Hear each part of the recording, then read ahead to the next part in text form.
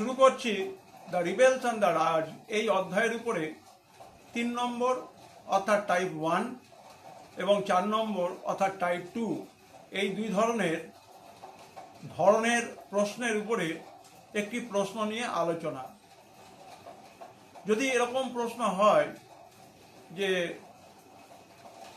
Private trade বা ব্যক্তিগত বাণিজ্য বলতে কি বোঝো, তাহলে কি লিখবে? পলাশী যুদ্ধের পর এবং দেওয়ানি লাভের পর একটি অধ্যায় ছিল, সেটা হচ্ছে বক্সারের যুদ্ধ।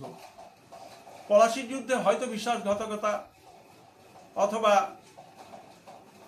সিরাজের প্রতি বিদ্বেষ মনোভাব থেকে তার অপসারণ, এই ঘটনাটা যেমন দায়ী ছিল, কিন্তু বক্সারের যুদ্ধের সময় মীর কাসিম, অযোধ্যার নবাব সুজাউদ্দৌলা সম্মিলিত বাহিনী ইংরেজ ইস্ট ইন্ডিয়া কোম্পানির কাছে পরাজিত হয়েছিল। অর্থাৎ এটা প্রমাণিত হয়েছিল যে আগামী দিনে ভারতবর্ষের রাজনৈতিক এবং অর্থনৈতিক নিয়ন্ত্রণ ভার ইস্ট ইন্ডিয়া কোম্পানি নিতে চলেছে, এবং যার পদক্ষেপ আমরা জানি আমাদের দেওয়ানি লাভ 1765 সালে। তার আগে এলাহাবাদের প্রথম এবং এলাহাবাদের দ্বিতীয় সন্ধির মাধ্যমে কিন্তু ইস্ট ইন্ডিয়া কোম্পানি দেওয়ানি লাভ করেছিল।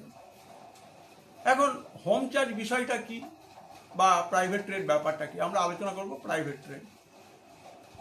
ওই সময় ওয়ারেন হেস্টিংস, লর্ড ক্লাইভ এবং বিভিন্ন ধরনের ইংরেজ ইস্ট ইন্ডিয়া কোম্পানির যারা প্রশাসক ছিলেন, তারা বাংলার অর্থনীতিকে তাদের ব্যক্তিগত কাজে ব্যবহার করতেন। ইস্ট ইন্ডিয়া কোম্পানির ছোট বড় মাঝারি সমস্ত ধরনের কর্মচারীরা লাইসেন্স দিতেন আমাদের বাংলার ব্যবসায়ীদেরকে, এবং তার জন্য তারা টাকা নিতেন। বিভিন্ন ধরনের সুযোগ সুবিধে পাইয়ে দেওয়ার জন্য তারা প্রচুর ঘুষ, উপঢৌকন বা ব্রাইব নিতেন। এবং সবথেকে বড় কথা হচ্ছে যে এই সময় অবশিল্পায়ন যেহেতু ঘটেছে, সেহেতু চাষিরা বাঁচার জন্য এই কোম্পানির আধিকারিকদের কাছে লাইসেন্স বাবদ প্রচুর অর্থ ঘুষ হিসেবে দিত। এবং এই ঘটনাটা ইতিহাসে কিন্তু প্রাইভেট ট্রেড বা ব্যক্তিগত বাণিজ্য বা ব্যক্তিগত অবৈধ বাণিজ্য নামে পরিচিত।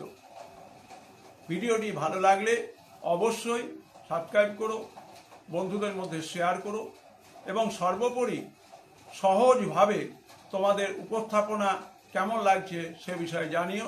সবাই ভালো থেকো।